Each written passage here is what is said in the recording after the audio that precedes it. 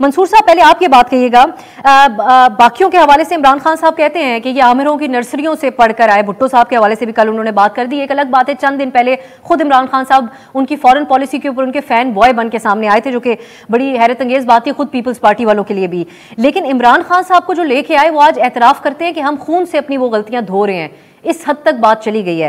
ख्वाहिशात भी इमरान खान साहब की सारी मिलिट्री इस्टेब्लिशमेंट से हैं, मुज़ाकरात भी उनसे करना चाहते हैं, लेकिन दूसरी तरफ वो ये रवैया भी उनके हवाले से अपनाए हुए हैं, जो अभी उन्होंने अपनी कल परसों के खिताब में भी DGI का नाम लेकर उनको उनके हवाले से तनकीद की है। ये दोनों चीज़ें आप समझते हैं साथ चल सकती हैं जो खान साहब का इस वक्त बयानिया है?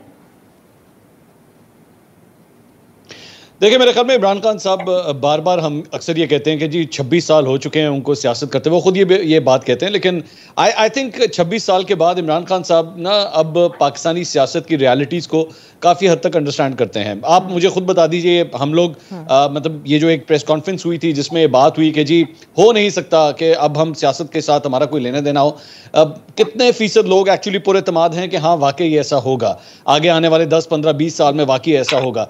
तो अगर ये डाउट्स अगर हमारे अंदर मौजूद हैं तो मेरे ख्याल में ये डाउट्स इमरान खान साहब के पास भी मौजूद हैं। वो भी इस चीज़ को ट्रस्ट नहीं करते कि नहीं ऐसा होगा कि बाकी अब सियासत के अंदर कोई लेना देना नहीं होगा, जबकि एक्चुअली जो रिजल्ट्स आ रहे हैं ज़िमनी इंतखाबात के वो तो इमरान खान साहब की फेवर में आ रहे हैं, but still he doesn't trust that. तो मेरे ख्याल में he is trying to play his. लेकिन मंसूर, आप नहीं समझते कि खान साहब को ज्यादा मसला इस बात से है कि उन्होंने कह दिया ए पॉलिटिकल, उनकी जो उम्मीदें थी वो दम तोड़ गई कि कल को टेबल्स टर्न हो सकते हैं, मुझसे मुज़ाकरात भी रातों रात हो सकते हैं और हालात वापस मेरे हक में आ सकते हैं। ये ज्यादा उनको डेस्परेट करती है ए पॉलिटिकल वाली बात। मंसूर, क्या समझते हैं आप? एब्सोल्युटली, नहीं, आई एग्री विद यू, लेकिन वो स्टिल वो अगर ए पॉलिटिकल वाला जो रूट है ना वो उस पर नहीं ट्रस्ट कर रहे हैं। That's what I am saying कि ना तो वो उससे कंफर्टेबल हैं, ना उस पर वो ट्रस्ट करते हैं। वो यही समझते हैं कि इवन इनके अपने रैंक्स के अंदर भी जो है मेरे लिए सपोर्ट मौजूद है, उनको इस बात का ट्रस्ट है। अगर आप शहबाज गिल साहब के बयानात उठा के देखें या इनके दीगर रहनुमाओं के बयानात उठा के देखें तो वो अपनी उस सपोर्ट बेस के ऊपर बहुत ज़्यादा रिलाई कर रहे हैं।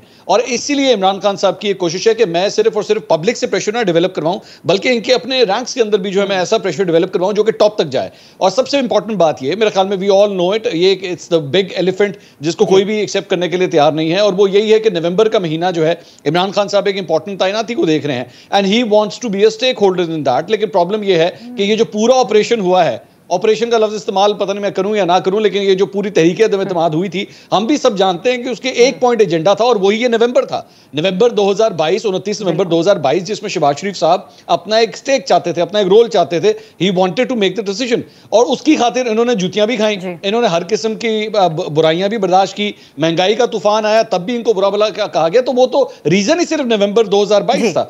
तो इतने आराम से वो सारा डिसीजन वापस इमरान खान साहब को दे देंगे शहबाज शरीफ साहब, मेरे ख्याल में ये हो नहीं सकता। So it's a chess game going on, let's see इसमें से बाजी कौन लेके जाता है।